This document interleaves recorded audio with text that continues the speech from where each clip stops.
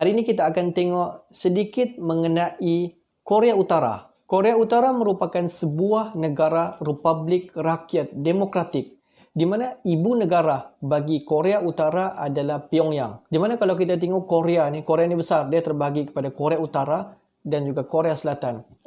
Tapi hari ini kita akan tengok kepada Korea Utara. Kalau kita tengok keluasan Korea Utara ni 120,000 kilometer persegi. Jumlah penduduk yang tinggal di Korea Utara adalah sebanyak 25 juta lebih sikit lah. Dan corak politik di Korea Utara adalah bercorak pemerintahan diktator keturunan. Di mana Korea Utara ni telah diperintas 7 dekad oleh keluarga Kim. 7 dekad ni macam mana? 7 dekad ni sama seperti 70 tahun diperintah oleh keluarga Kim secara turun-temurun. Korea Utara sekarang adalah si Kim Jong-un. Datuk merupakan pemerintah pertama Korea Utara adalah Kim Il-sung, adalah datuk kepada si Kim Jong-un. Dan selepas si Kim Il-sung adalah bapa kepada si Kim Jong-un. Bapa dia adalah si Kim Jong-lee. Hari ini adalah si Kim Jong-un. Tetapi seandainya si Kim Jong-un mati, siapa yang akan menggantikan si Kim Jong-un?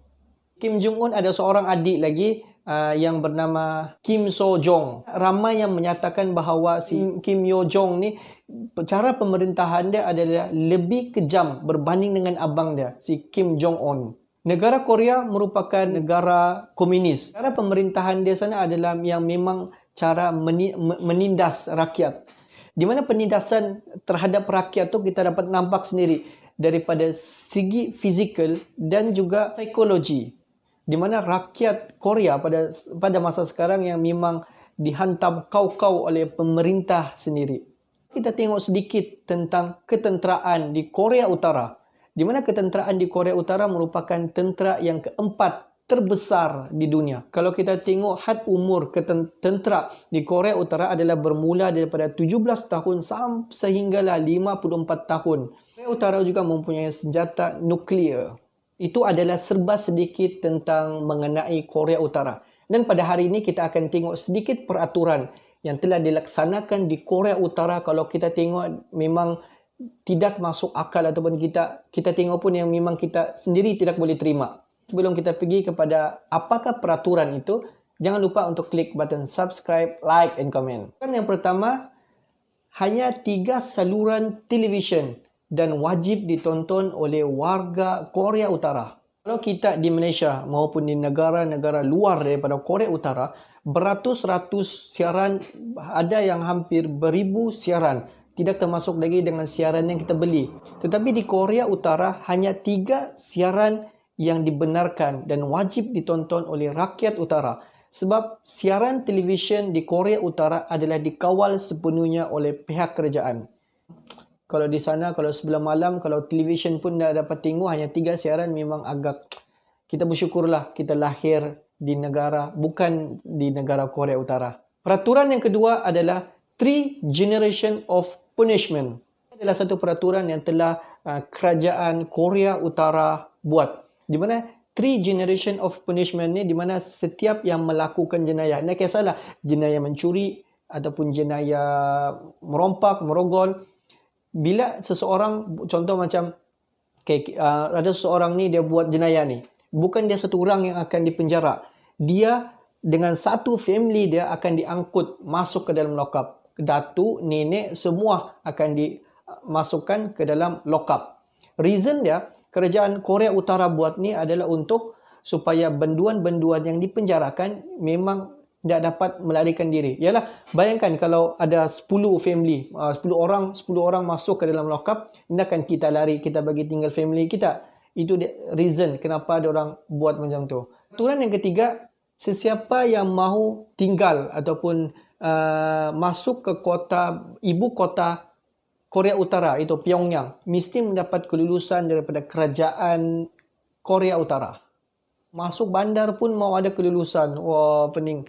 Sebab kerajaan ataupun pemerintah si Kim Jong-un, dia mau rakyat yang ada di ibu kota Pyongyang tu, dia mau yang adalah orang-orang yang berkejaya, orang-orang yang kaya dan orang-orang yang terkenal sahaja tinggal di bandar. Selain daripada orang-orang ni adalah tidak dibenarkan. Kalau mau tinggal, minta kebenaran lah. Kalau didapati jika ada orang masuk di sana tanpa minta kebenaran daripada kerajaan, akan ditangkap oleh pihak tentera. Jadi kerja lagi nak tangkap. Peraturan yang keempat adalah jenama jenis Apple, Sony dan juga Microsoft adalah tidak dibenarkan masuk ke Korea Utara. Memang tiada jenama Apple, memang tiada jenama Sony dan juga Microsoft ada di sana. Dan kalau kita tengok industri digital dan juga teknologi yang masuk, yang ada pun di sana, amatlah sedikit. Kita boleh kira beberapa saja. Sebab Korea Utara dia melakukan, diorang membuat satu dasar pengasingan di mana dia mau rakyat-rakyat dia tidak tahu mengenai hal ehwal dunia luar. Dia nak mau rakyat dia ni tahu apa terjadi kepada dunia luar selain daripada negara diorang sendiri saja. Peraturan yang kelima adalah pengambilan alkohol. Alkohol di Korea Utara hanya dibenarkan jika ada majlis dan juga ada cuti istimewa. Tahun 2012, ada satu orang tentera, pegawai tentera, semasa Korea Utara berkabung atas kematian Kim Jong-2. Okey, semasa itu pegawai penjara ini didapati minum arak, minum alkohol lah. Tapi dia nak mention pun sama ada dia mabuk ataupun tak. Dia sekadar minum dan juga didapati dan minum. Dan pada masa itu pegawai tentera itu ditangkap dan kena bom mortar. Nak tahu apa kejadian masa tu. Yang keenam adalah keluar negara merupakan satu jenayah besar. Rakyat Korea Utara melancong merupakan satu jenayah yang besar. Jika didapati mana-mana rakyat Korea Utara yang lari ataupun lari daripada Korea Utara ni akan dipaksa balik dan hukuman bunuh akan menanti. Memang kesianlah untuk mana-mana rakyat Korea yang memang teringin untuk melancong, memang kirim salam. Memang tidak boleh mana-mana rakyat Korea Utara untuk keluar daripada negara dorang. Peraturan yang ketujuh adalah memandu kenderaan. Di Korea Utara, memandu sesuka hati adalah tidak dibenarkan. Tengok jalan raya di Korea Utara merupakan jalan raya di dunia yang paling lengang. Kan kalau kita tengok di jalan raya tu tempat mainan kanak-kanak, bukan sebab jalan raya itu tempat mainan, sebab jalan raya itu terlalu lengang. Bayangkan untuk mendapatkan kereta, satu kereta untuk 1,000 orang. Dan yang boleh memiliki kereta di Korea Utara hanya orang-orang yang bekerja, pegawai kerajaan yang boleh mendapat kerjaan. Selain daripada itu memang tidak boleh. Kalau petani setakat kerja-kerja biasa memang tidak dibenarkan untuk memiliki kenderaan. Kalau 6-7 daripada peraturan ini dibuat satu saja sama kita, aku rasa terseksa jiwa dan juga raga kita. Itulah kata pepatah, hujan batu di negeri orang, hujan emas di negeri sendiri. Jadi kita hargai apa yang kita dapat sekarang ni, kita hargai dan kita syukurlah. Dan cuba kita tengok kepada orang-orang yang lebih sedih. Kalau kita tengok lebih sedih daripada kita. Berat mata memandang, berat lagi bahu yang memikul. Sebenarnya banyak lagi peraturan-peraturan yang pelik ataupun peraturan-peraturan yang tidak masuk akal yang dibuat di Korea Utara. Tapi pada hari ini aku bagi hanya 7 list sahaja. Okey, 7 peraturan yang tidak masuk akal Korea Utara.